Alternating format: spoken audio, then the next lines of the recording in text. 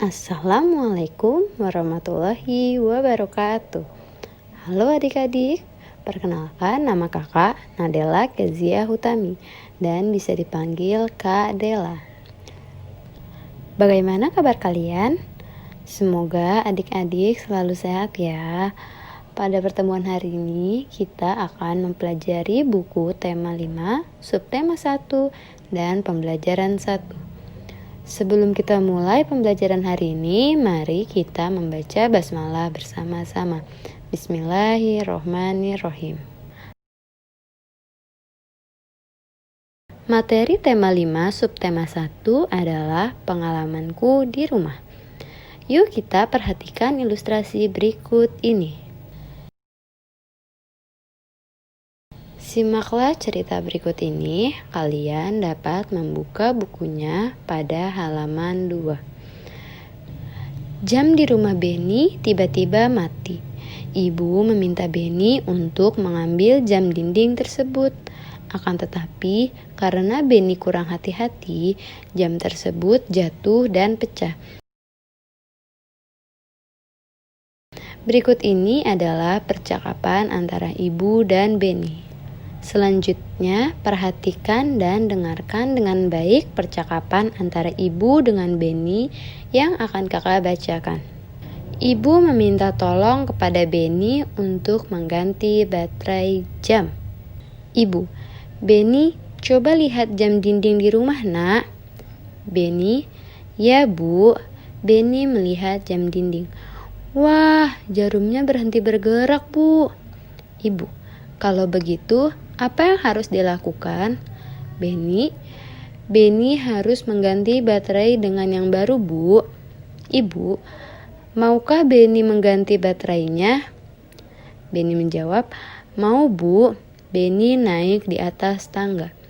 Ibu, hati-hati ya nak. Beni menjawab, ya bu. Saat menjangkau jam dinding, Beni kurang hati-hati. Ibu, wah, jamnya retak. Beni, maafkan Beni, bu. Beni kurang hati-hati dalam mengambil jam dinding sehingga jam dinding terjatuh. Ibu, ya nak, ke depannya Beni harus lebih hati-hati dan tidak perlu tergesa-gesa.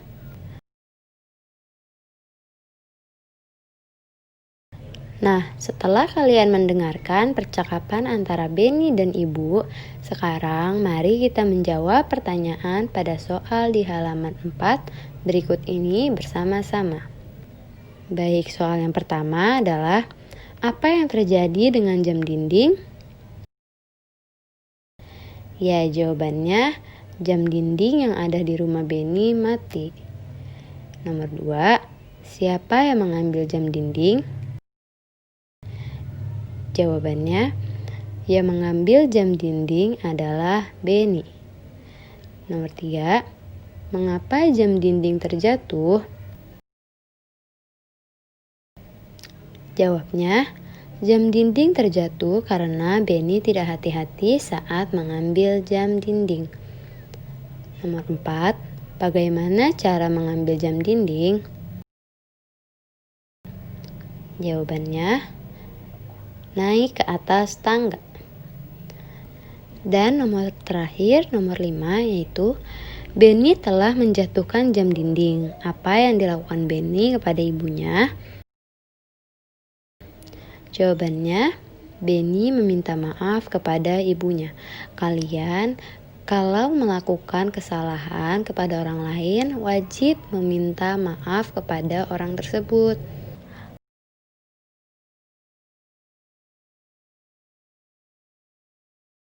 Selanjutnya ada percakapan ibu dengan Beni.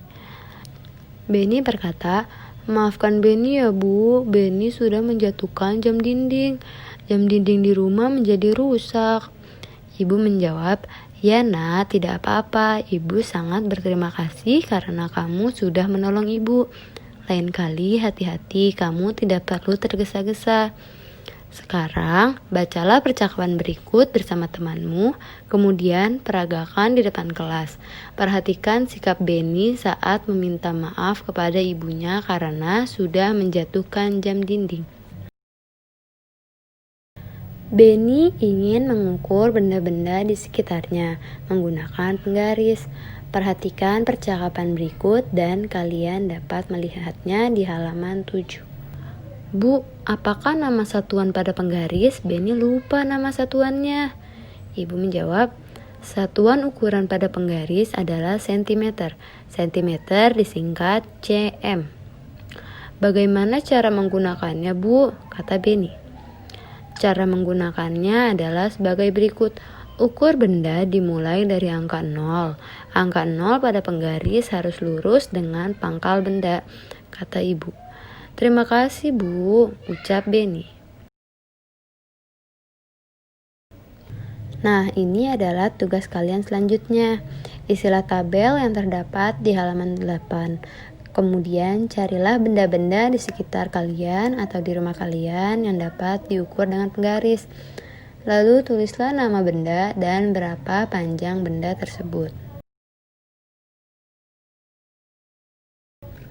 Sekarang perhatikan gambar yang ada di halaman 9. Mana dari gambar berikut ini yang dapat diukur menggunakan penggaris? Oke, yang pertama, apakah kotak tisu dapat diukur menggunakan penggaris?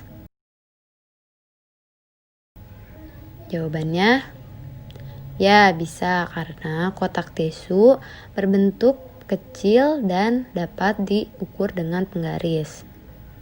Nomor 2, apakah ruangan dapat diukur menggunakan penggaris? Jawabannya tidak bisa karena ruangan sangat besar sehingga tidak mampu diukur dengan penggaris. Nomor 3, apakah meja dapat diukur menggunakan penggaris? Jawabannya tidak bisa karena meja memiliki panjang yang lebih panjang daripada penggaris. Nomor 4, apakah tangga dapat diukur menggunakan penggaris? Jawabannya tidak bisa karena tangga pun memiliki panjang yang lebih panjang daripada penggaris. Selanjutnya nomor 5, apakah bingkai foto dapat diukur menggunakan penggaris? Jawabannya ya bisa karena bingkai foto memiliki ukuran yang lebih kecil daripada penggaris sehingga mampu diukur oleh penggaris. Nomor 6, yang terakhir, apakah akuarium dapat diukur menggunakan penggaris? Jawabannya tidak bisa karena akuarium juga memiliki panjang yang lebih panjang daripada penggaris sehingga penggaris tidak mampu mengukur akuarium. Nah anak-anak, sekarang mari kita bernyanyi lagu Pelangi-Pelangi. Kalian bisa melihat di halaman 10. Lagu Pelangi-Pelangi adalah lagu ciptaan A.T. Mahmud. Mari kita menyanyi bersama-sama.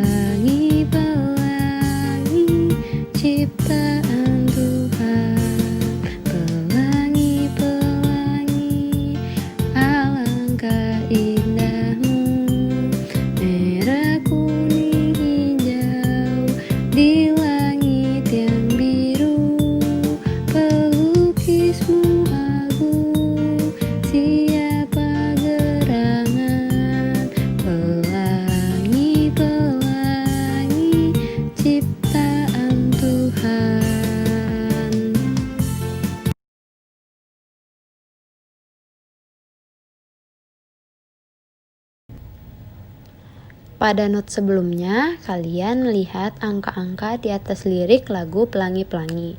Angka-angka tersebut disebut sebagai notasi angka.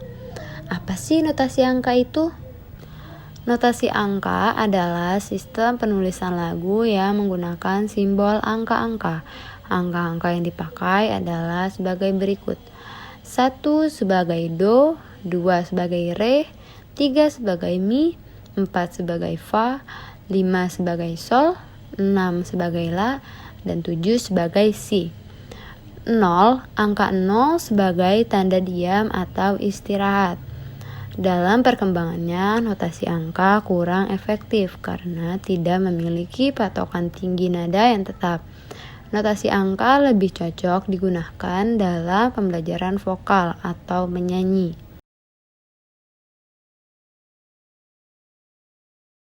Tidak terasa pembelajaran 1 kali ini bersama Kak Dela sudah selesai.